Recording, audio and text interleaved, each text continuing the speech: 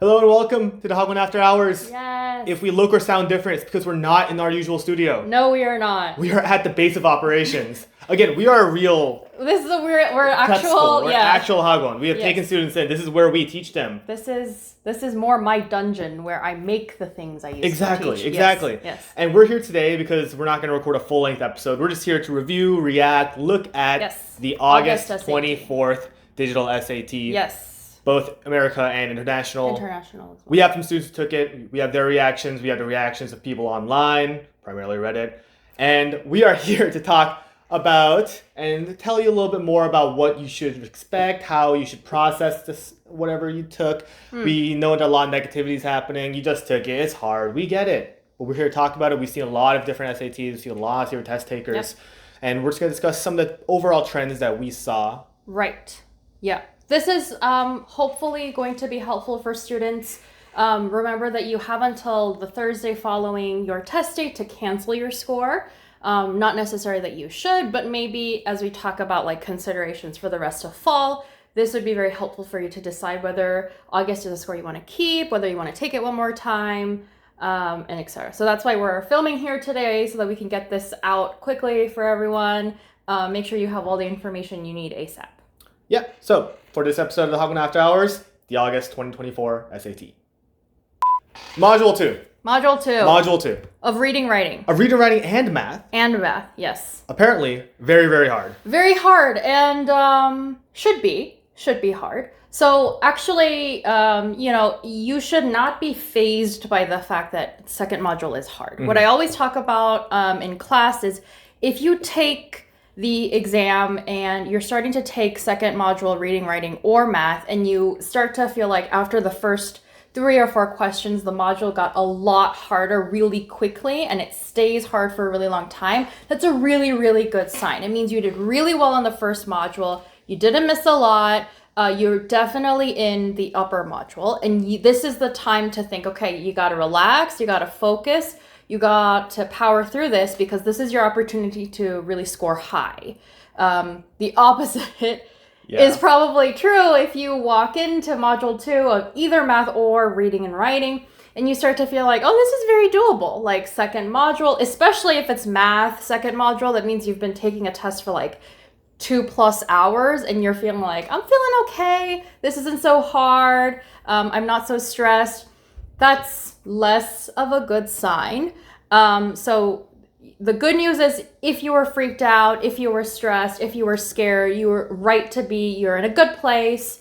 Your best plan is always to stay focused in that module and power through that module at 90% kind of with all of your focus. Stay in the present even if in module 2 you're getting units conversions questions. Yeah. Well, yeah. So what were the overall trends that you saw for our students taking reading, writing especially? So specifically for reading, writing module 2, and this is kind of a trend we've been seeing definitely this calendar year.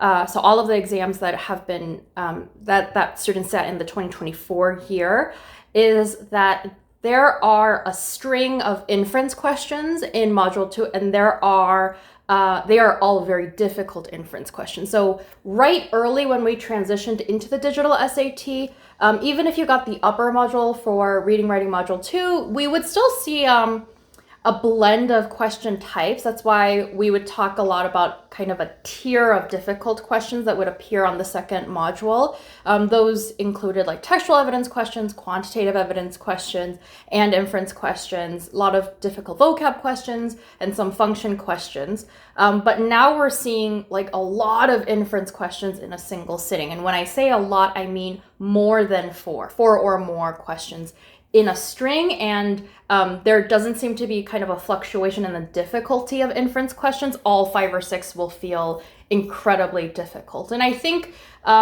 it's one of those things where SAT is also kind of testing your mental stamina, which is you've already taken a full reading, writing module. If you're at the inference questions, it means you're gotten through at least a third of the second reading, writing module, and they start pounding you with really difficult and dense reading questions, a lot of those passages are probably going to be very heavy science passages with like Latin names and names of supercomputers or microscopes or some sort of scientific experiment. This year, on the subreddit on r/SAT, I see chimpanzees. Yeah. I saw King Arthur. Yeah. I saw Native American tribes. We saw like UV rays.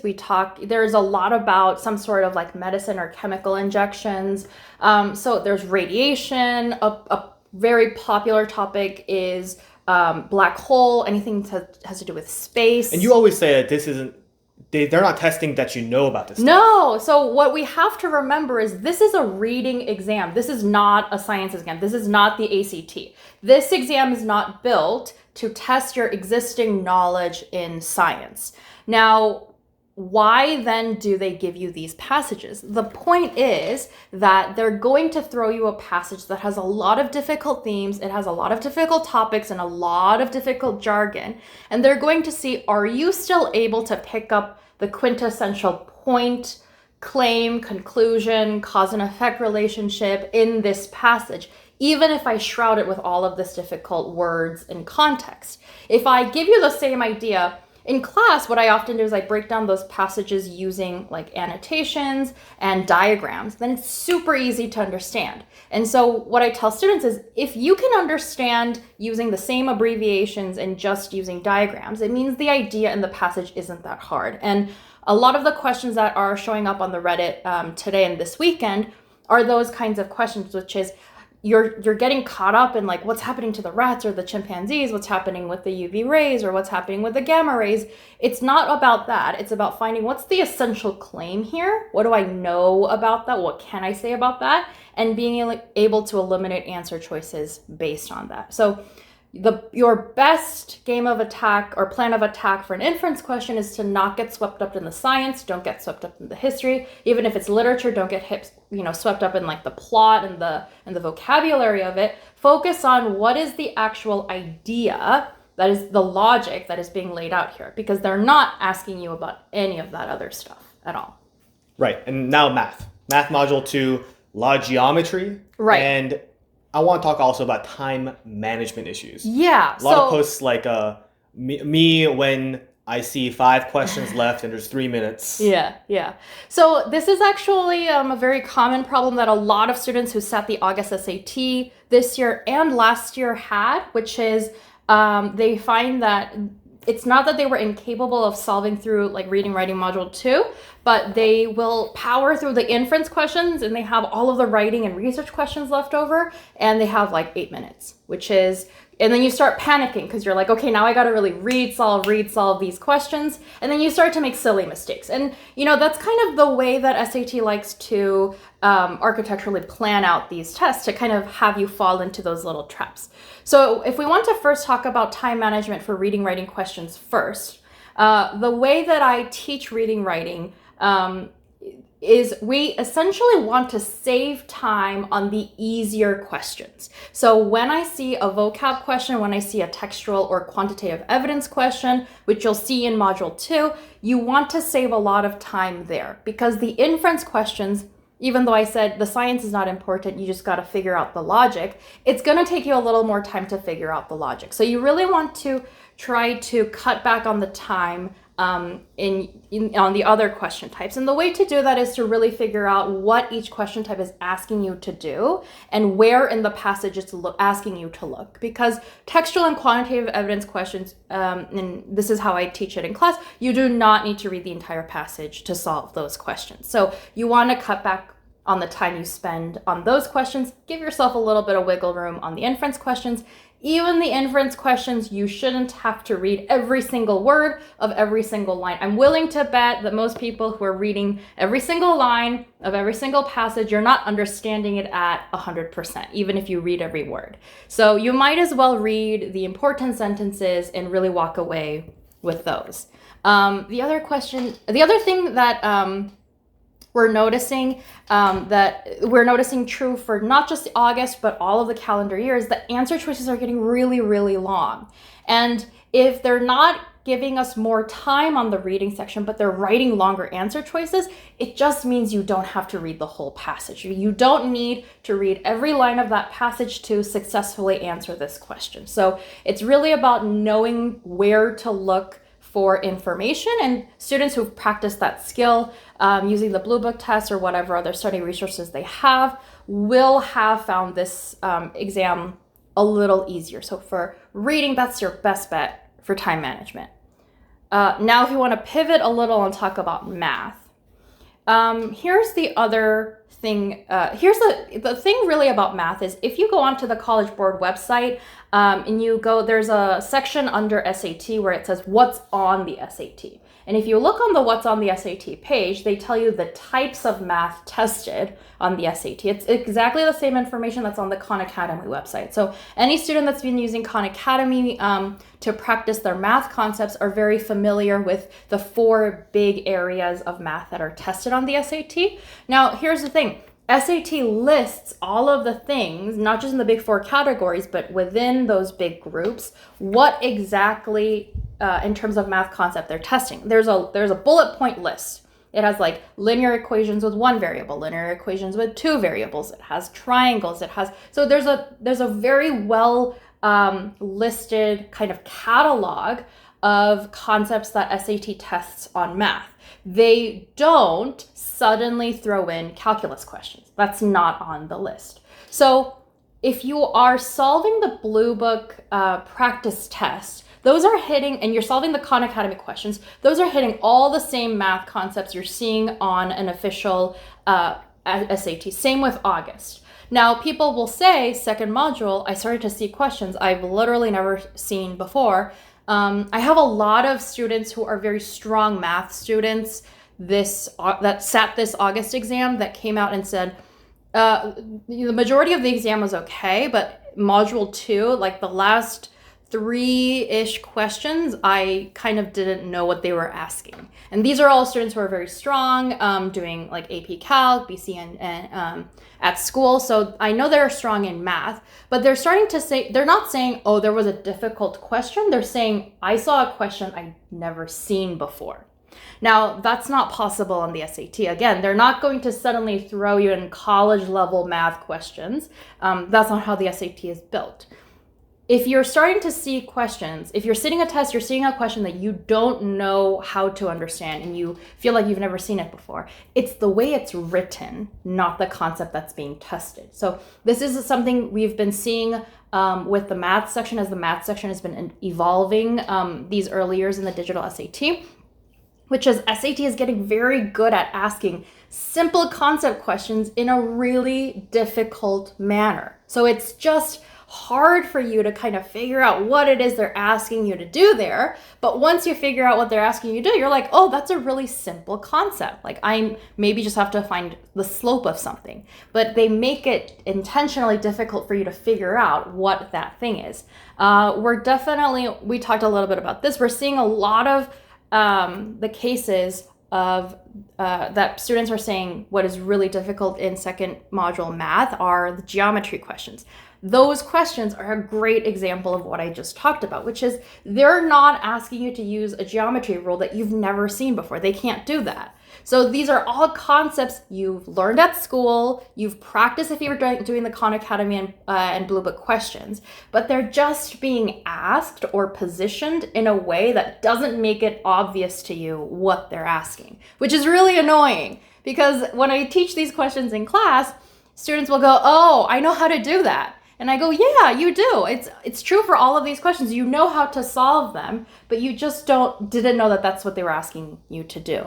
So most of the questions, I'm willing to bet it was about understanding, when they say this, that's what they were asking you to do, which is kind of the most unfortunate kind of question to miss and really frustrating. I understand, but that's mostly what we've been seeing. Second module. For math, there are a couple more difficult, what we call advanced math questions. And I think a lot of students like to maybe speculate that those questions will be the dummy questions, which there are dummy questions. So we know that there are 2 dummy questions for both sections. So both sections per module 2? Per module. So module 1 and 2. That's what we understand as of today. Right. As of today. But this is the other thing that I really like to say in class, because students get very tempted to say, oh, this question is really hard. That must be a dummy question. And then to like guess and move on. A dummy question is a question that SAT puts out so that it can gather the data they need from students' performance so that they can kind of further the test in general. That is not necessarily restricted to the most difficult questions, right? SAT may choose to use a dummy question in terms of figuring out what to use as a module 1 as an easy level question. Or maybe if I rewrite this question type in this way, can that still work as a kind of medium difficulty level question? It might be something like that. So just because something feels insanely difficult does not necessarily mean that it's a dummy question. So under no circumstance during the test should you assume this must be a dummy question and skip that question. If you can, give it your all, give it your best shot, even if it's insanely difficult. You gotta at least try it, because there's no guarantee that that's the dummy question. So that's what I would say about that in terms of both module 2s.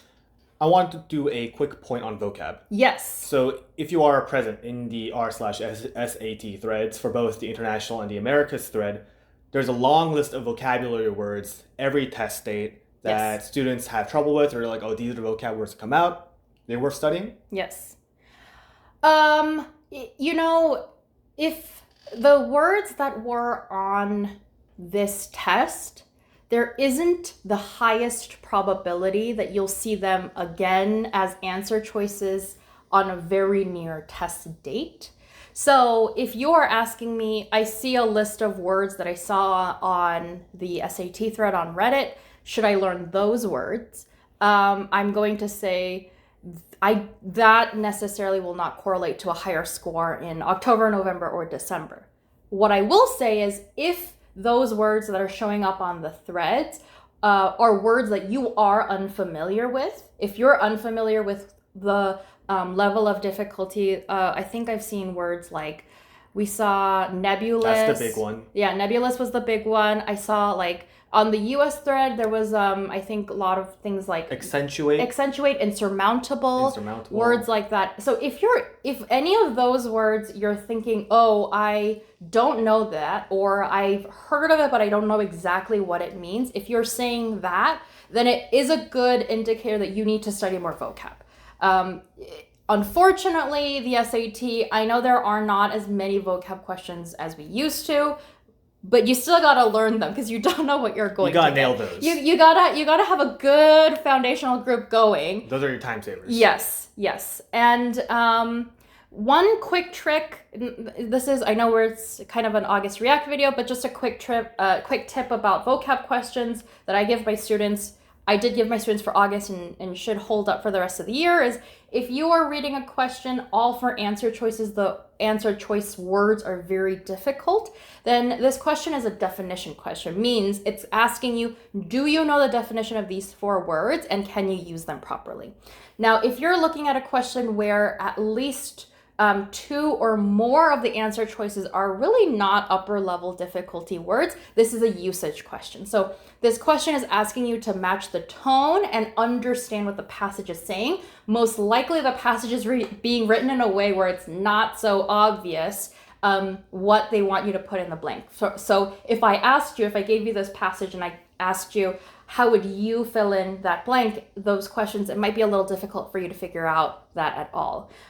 That's usually going to kind of determine how you want to work around those questions. So those are quick vocab tips. We have our vocabulary cards are on our website. There is a free set of vocabulary cards. Our cards have a lot of information on them that's more than just definition, tone, and usage. So you don't necessarily have to use our own resources, but anything that's giving you more than just the definition. So you don't just know what this word means, but you really know how to use that word will be really helpful.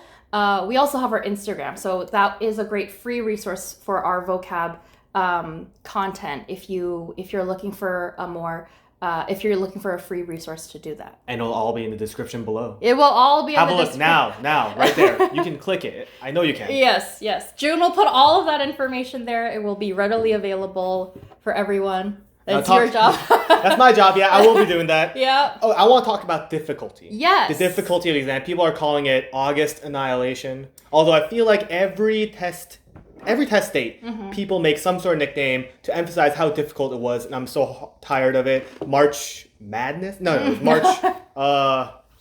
I forget, but I think Mania it was. Mania. I think on the international thread at least. Yeah. Was this a particularly difficult test by how we can kind of triangulate, approximate it, and this might be more important going forward? A lot of people are immediately registering for October or November. That are just coming up. They're only a month or two away. Maybe some people are banking, kind of hoping on the idea that, August was terrible. August was hard. The College Board really screwed us here. Maybe October, November, I'll have an easier time. They'll throw us a bone here and there. That is what I'm putting my hopes on. You've seen March. You've seen June. You've seen a year of international test dates for the digital SAT. You've seen students be sad. You've seen students place their hopes on the next test. Right. What would you say to the now finished August test takers registering for October thinking, Zam, August was hard. Okay. Maybe October will be easier. What I can talk about, so my understanding of August is kind of based off of, what I'm hearing from my own students and from others as well. It was it definitely was a difficult math section. And it wasn't an easy reading writing section. I think we have seen more difficult reading writing sections. So math definitely was very hard this August. Also, it's worth noting that because of the digital nature of the test, not everyone gets the same test. Not everyone gets the same test. Sequencing can be different. Right. Some difficulty questions could be exchanged here and there. So it's always worth mentioning this. Right. Because it's not paper anymore. Right. There are some variations, but overall... Right. The other thing to add on to that is we were noticing that the international test and the U.S. test very different. So depending on where you sat it, you probably saw a different version. But if you're asking me in terms of all of kind of the roster of tests we've seen in 2024 and maybe the 2023-2024 cycle in general, I would say the August math was hard. The reading writing was a difficult section, but not the most difficult section we've ever seen on the digital SAT. That's how I would probably characterize it. If we talk about August 2023 was also, we had a similar reaction, which is everybody freaked out. It felt really hard. August 2023, the reading writing section was very, very difficult. So lots of students who are strong reading writing students had a quasi meltdown around that time. And if we talk about August versus October of last year, October was a little better than August. Now, I don't think that the way you should sign up for an exam in the fall or test in the fall needs to be around your hope that October might be a little easier or less of a hellfire situation than August. The best way to kind of gauge whether you should take the October exam is if you feel like you were at least ready for one of the two sections. So you either felt like maybe even if the section was difficult, you had prepped and you were ready to sit the reading, writing, or math section. Module 2. Not that you breezed through it, but you were like, okay, I know that I prepped and I was ready for those concepts. What that means is maybe halfway through module 2, you were okay. It was really those last kind of 3 or 4 math questions, or like the last 2 to 3 inference questions that really got you, if that's where you were well prepared for this test. So if you felt that way for at least one of the 2 sections, I would not stop you from registering for October. If, however, you did not feel that way about either section and both sections felt really, really difficult, even if it was because you got the upper modules for both, if you weren't feeling like most of it I was able to power through, it was the last little bit that really got me in both modules, that's a really good sign that you need to do more studying. You need to go back and review your concepts, review vocab, review the different question types, and then come again. It's really not a good idea to walk into a test because there's a test, even if you can cancel the score. Like, we have, independent of the platform, we've been teaching SAT students for decades here. And the kind of existing tradition is that students who will casually walk into test centers again and again and again don't end up doing much better than their first try. So that's really not a very good idea. So if you didn't feel comfortable with at least one section, don't take October.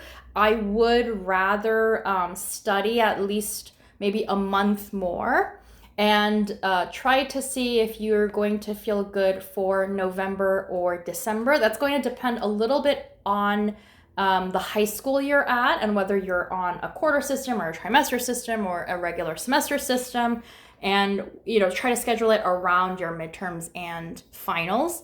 But that's really how you should approach it. Remember that there are a lot of exam dates in fall. So we have October, November, December. They're pretty much just a month apart.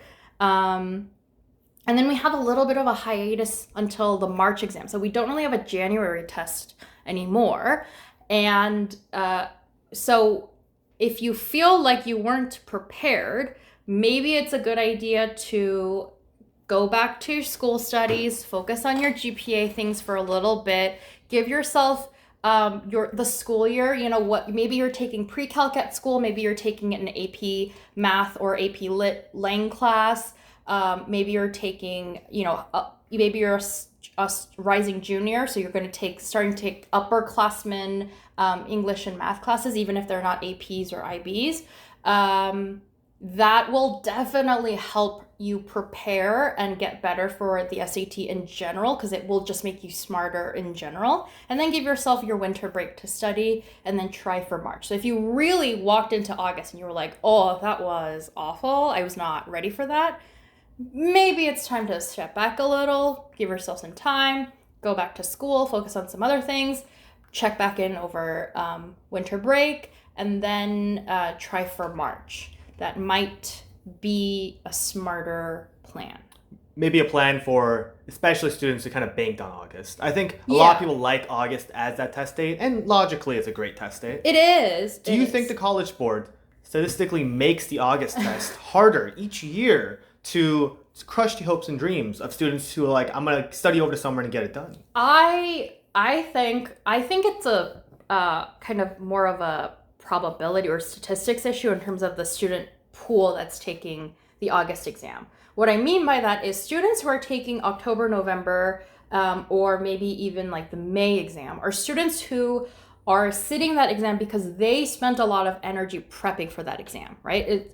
Around October, November, there's a lot of stuff going on in school.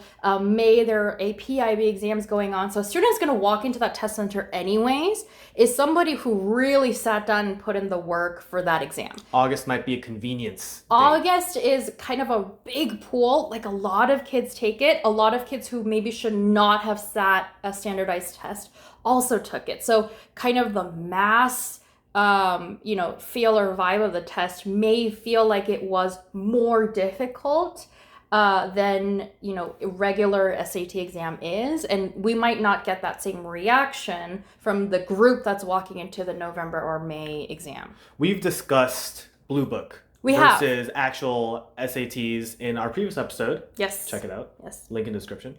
But now 5 and 6 have come out very recently. I think those have come out after June, right? Or right before? There were 5 and 6 before. Sure. But there were also kind of an update on the tests in general, 5 through 6. Are 5 and 6 more representative of what we saw in August versus 1 to 4? I think that, especially for math, definitely true. If you go back, we've talked about this before, if you look at the linear 1 through 4 math sections, you think, oh, that math got so much easier compared to the paper SAT. We're seeing, especially on linear 5 and 6, that SAT is slowly coming back up to the level of difficulty that we saw on paper SAT. And I think we have been seeing that in the official test centers, but we're actually getting those as practice questions now. And so in that time, Khan Academy has also kind of broken up their math questions in terms of difficulty as well. And they're a little more, kind of divided up. So that is true. The Blue Book's practice tests have evolved a little bit to better reflect the difficulty of an official exam. Do I think it's the same level of difficulty? I don't. And where can you find tests that might be a lot harder to prepare you for the actual SAT? I'm gonna kind of answer the previous question and then get there and then arrive there. Yes. The reason I say that the Blue Book exams are not the best reflection of what's going on in the official test is, what I said earlier is that the difficulty with math is you see a question, you don't know how you're supposed to approach it. Like, you have no idea what's going on in this question. Blue Book 5 and 6 have done a great job of giving us like 3 or 4 examples of that. And so what students will do is they'll look at a question, they'll maybe watch a YouTube video, they'll watch some sort of, maybe they have a teacher or a tutor. Maybe you're asking somebody who's very good at math to explain how to do that question. So great, if you see that question again on a test, you'll be able to approach it because you understand how to do that question now. What's going on is we're seeing that SAT is kind of evolving in writing those kinds of questions. So we're seeing a lot more variety in questions that make you go, I have no idea what you're asking me to do right now. And that's going to be the thing that kind of grabs you by the ankles when you're sitting the test. Even if the calculation involved itself is very simple. Right. The concept itself at the core of it is very simple. You just don't know that's the concept they're asking you. So more reading questions in math. More reading questions in math. Oh, Yes. The biggest issue in math is that there's a lot of reading and a lot you have to understand by reading. So, and now to properly answer your question, you need to be using a set of resources that are kind of going to be expanding that upper echelon difficulty of questions. So if you do, the College Board question bank that exists, very helpful. Khan Academy also has a good question bank. Khan Academy has great practice questions. Blue Book, now the updated Blue Book 6 practice tests are also a great resource.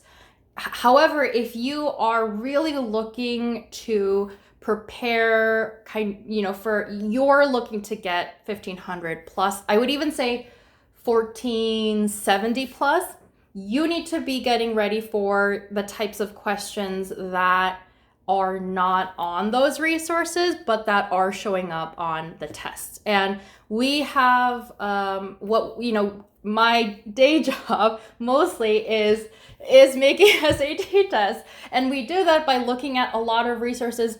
When we transitioned to digital SAT, our team, we went back to the 2400 SATs, and we've been looking at trends, the types of questions, types of passages that have existed from then until now. We've looked at a lot of other standardized tests. We've also looked at the GMAT, the GRE. We look at, past PSATs, SSATs. We look at, other graduate level exams in general. So we're looking at a lot of standardized testing, and we're looking at a lot of different ways College Board can write questions and make questions, the way they phrase things, the way they sneak things in, and how you're supposed to kind of look for those things. So we're doing our best to develop resources that kind of go beyond what the 6 linear Blue Book tests show, just to make sure that you are a little more prepared and you're not kind of seeing a repeat version of the same question again and again and again. If that's a need that you have, or that's something that you have felt that was lacking in your study plan,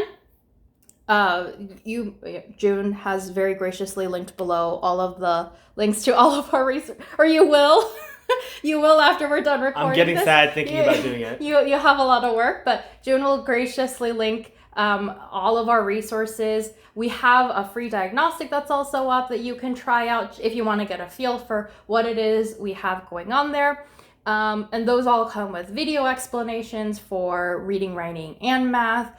So you really feel like you are getting difficult questions, but also being taught how to approach those questions as well. Just maybe it's a good idea to give maybe a quick kind of hint at what may be coming down.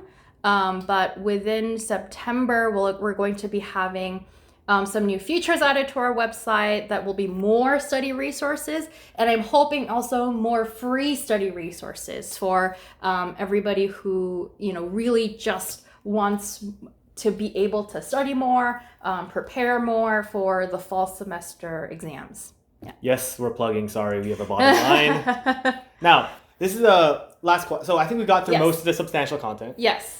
I want to talk about one particular thread I saw on r/SAT, talking about how should we email John collegeboard and complain to them about the difficulty exam, sure, but also I think the more salient point was giving us more and more accurate study materials and also perhaps asking for transparency on scoring. Mm-hmm. That would be great for us, but should you waste your time and energy emailing John collegeboard? What? This is a personal opinion, by the way. It's a personal thing.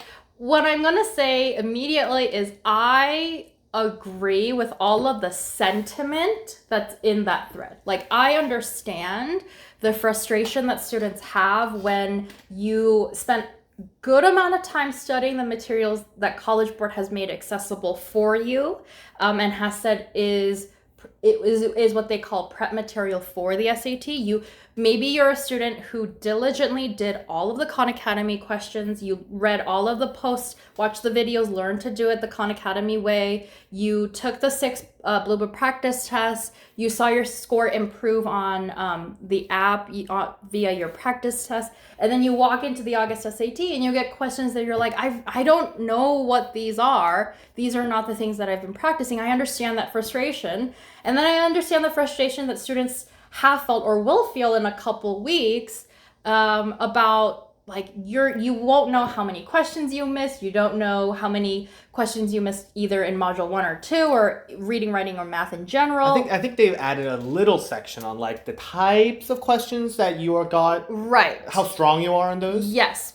There are these bars and these indicators. Depending on how many are colored in, it is supposed to be an indication that you did very well on a certain question type, or you did okay but maybe missed a couple. It still doesn't give a big picture. It doesn't tell you really what it is you missed, or how many it is you missed, or what module you got, or what module you. We still don't know the calculation. No, we have general ideas, but right, we don't know if you got into the upper or lower module. We just don't have that information. So I understand the frustration of being given a score that you really don't understand the reasoning behind it. It's kind of like getting a test back at school and not getting the test back and just getting a score on a Post-it. Welcome to the LSAT. Welcome. That is actually what that's also like as well, yeah. So it sucks. Standardized testing, the fact that it's built that way is awful, and it's already high stress as it is. We totally understand. Whether I think you should be writing out, I don't know that that's the best use of your time. And also, I know that if, personally, I don't know that I would be able to keep it as kind of business professional. Yeah. If it was me that had taken the exam and I felt really frustrated. The righteous anger flows forth. Yeah. I think maybe if you've got those things, hash it out with your friends, get some snacks, eat a lot of carbs. The best revenge is... Success. You take the college test again, you make the college board make a better test. Exactly. So I don't know that writing out is great. We totally understand. That's why we're doing all we can to kind of build a platform so that we can make sure you at least have an option for more study materials that are maybe more reflective of the official exam.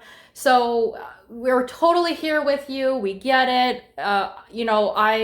Yesterday, this is Sunday, by the way, the Sunday after the test, Yesterday, my phone was kind of blowing up, like, texts and phone calls from students after they leave the exam. And, most of my students, felt like what they had practiced, they were able to use on the test. And that was really great to hear. But even when that happens, you walk away like with anxiety of like, I don't know if I'm going to get the score that I need, or like maybe I have to take it again. You have seniors who is like one of the last chances before applying. Right. And they're thinking, I got to apply early and I really need a score, or, maybe do I have to change my cycle considerations or my college list, etc. We totally get it.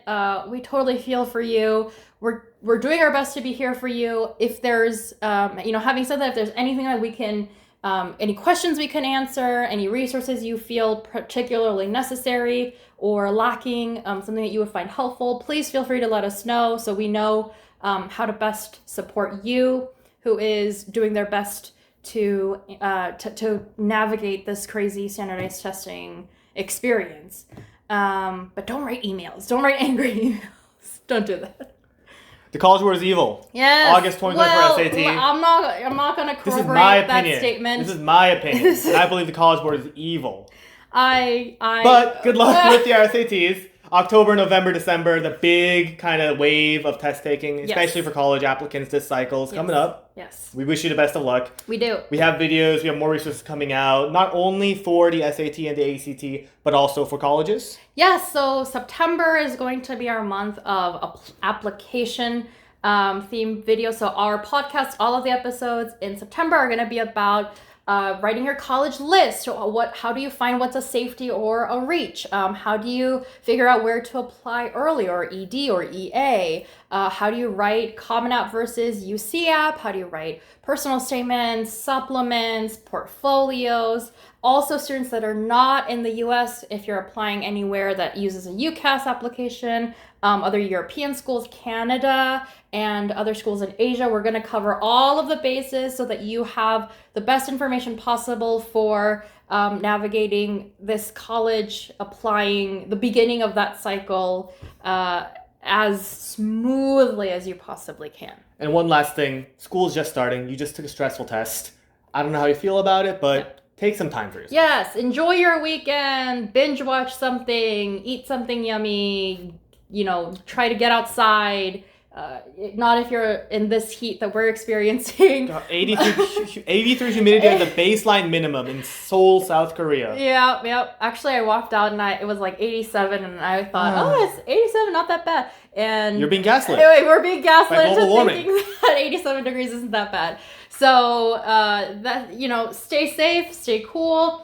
But give yourself a little bit of break. Make sure you're getting ready for the next new school week. You're going to do fine. You're going to be okay. No need to stress. Yes. You worrying right now will not make your August score different. Yes. But if you want to prep for October, go in with that mindset. Yeah. You know where to find us.